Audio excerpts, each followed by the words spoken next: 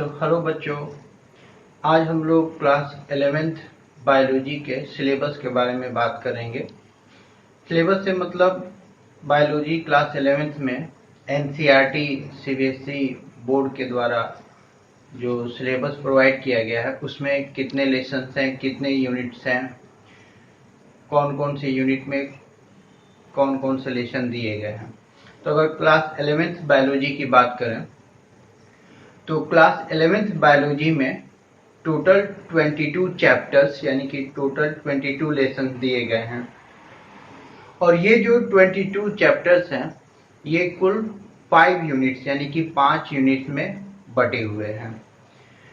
अब अलग अलग यूनिट्स में कौन कौन से चैप्टर हैं, जैसे कि यूनिट फर्स्ट में कौन चैप्टर है, यूनिट सेकेंड में कौन चैप्टर है, यूनिट थर्ड में कौन चैप्टर है, यूनिट फोर्थ और फिफ्थ में कौन चैप्टर है, इसके बारे में हम लोग अभी देख रहे हैं, इसके आगे देख रहे हैं वीडियो में। नाउ क्लास 11th बायोलॉजी का जो सिलेबस है और जो चैप्टर्स हैं, यूनिट्स हैं, उनके बारे में हमें अच्छे तरीके से जानकारी होना चाहिए। ये जानकारी होना इसलिए भी जरूरी है क्योंकि ये हमारे कैरियर से भी जुड़ा हुआ है। क्लास 11th बायोलॉजी, अगर आप मेडिकल के फील्ड में डॉक्टर बनने की सोच रहे हैं तो कई सारे फील्ड है, मतलब अगर गिनाने लगा जाए तो बहुत ज़्यादा समय लग जाएगा। तो ये आप लोग देख रहे हैं, ये सीबीएसई एनसीईआरटी की बुक है और इसमें आप लोग देख रहे हैं कौन कौन से लेसन दिए गए हैं यूनिट फर्स्ट, यूनिट सेकेंड और यूनिट थर्ड में। अब इसके बाद से नेक्स्ट हम लोग देखते हैं नेक्स्ट पेज पर कौन कौन से लेसन दिए गए हैं। तो अगर नेक्स्ट पेज की बात करें तो next page per unit fourth और यूनिट 5 है और इसके लेसन्स को आप लोग देख रहे हैं।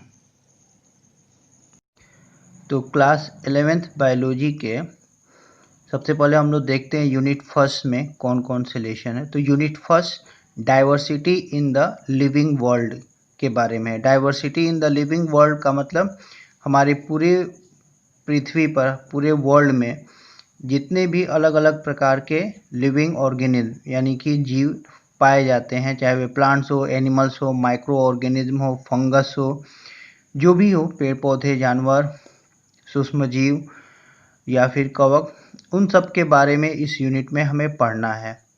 अब जैसे कि आप लोग देख रहे हैं इसमें 4 लेसन दिए गए हैं। फर्स्ट यूनिट है, फर्स्ट यूनिट में 4 लेसन है। चैप्टर 1 द लिविंग वर्ल्ड है, chapter 2 biological classification, chapter 3 plant kingdom, chapter 4 animal kingdom. अब इन अलग अलग लेसन में हमें different kind of living organism के बारे में पढ़ना है। अब इसके बाद फिर हम लोग देखेंगे कि जो सेकेंड यूनिट है उसमें क्या दिया गया है। सेकेंड यूनिट की बात करें तो सेकेंड यूनिट है structural organisation in plants and animals. तो इस यूनिट में हम लोग को पढ़ना है जो प्लांट्स और एनिमल्स के एक्सटर्नल यानी कि उनके बाह्य बॉडी के जो एक्सटर्नल स्ट्रक्चर है यानी कि जो बाह्य स्वरूप है उनका जो संरचना है, और जो इंटरनल यानी कि इंटरनल बॉडी के अंदर कौन कौन से आर्गन्स हैं या फिर उनके स्ट्रक्चर किस प्रकार के। तो बाह्य, आउटर एंड एक्सटर्नल और इंटरनल बॉडी स्ट्रक्चर के बारे में हमें पढ़ना है। तो इसमें कौन कौन से लेसन है, जैसे कि चैप्टर 5 है morphology of flowering plants, chapter 6 है anatomy of flowering plants, chapter 7 है स्ट्रक्चरल ऑर्गेनाइजेशन इन एनिमल्स। तो अब इसके बाद से हम लोग देख लेते हैं यूनिट थर्ड में क्या दिया गया है।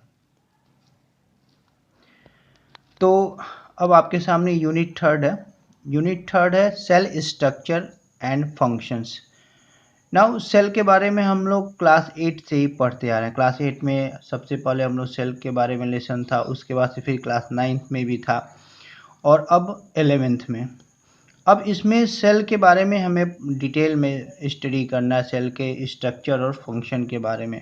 तो इस यूनिट में कौन कौन से लेसन दिए गए हैं, तो चैप्टर 8 है cell the unit of life, chapter 9 है बायोमॉलिक्यूल्स, इसमें बायोमॉलिक्यूल्स के बारे में दिया गया है, chapter 10 cell cycle and cell division, इसमें जो सेल डिवाइड करके नए सेल्स बनाती है उसके बारे में स्टडी हम लोग करेंगे।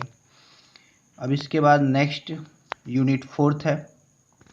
यूनिट 4 जैसा कि आप लोग देख रहे हैं प्लांट फिजियोलॉजी के बारे में दिया गया है। प्लांट फिजियोलॉजी यानी कि इसमें प्लांट्स के अंदर उनके बॉडी के अंदर किस प्रकार के फिजिकल प्रोसेसेस होते हैं और किस प्रकार के अदर फिजिकल और केमिकल प्रोसेसेस होते हैं जिसके द्वारा प्लांट बॉडी फंक्शन करती है यानी कि काम करती है। तो इसमें कौन कौन से लेसन है?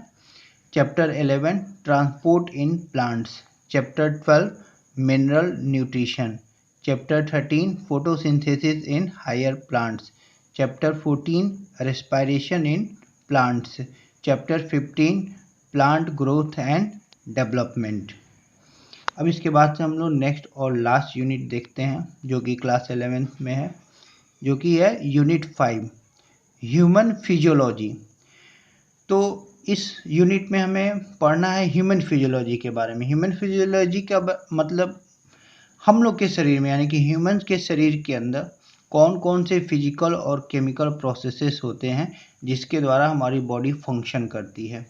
तो इसमें जो लेसन्स है यानी कि चैप्टर्स हैं, chapter 16 digestion and absorption, chapter 17 breathing and exchange of gases, chapter 18 body fluids and circulation, chapter 19 excretory products and their elimination, chapter 20 locomotion and movement, chapter 21 neural control and coordination, chapter 22 chemical coordination and integration।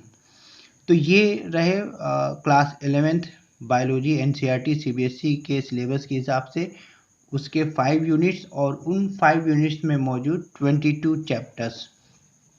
अब इन एक एक chapters के अंदर क्या दिया गया है,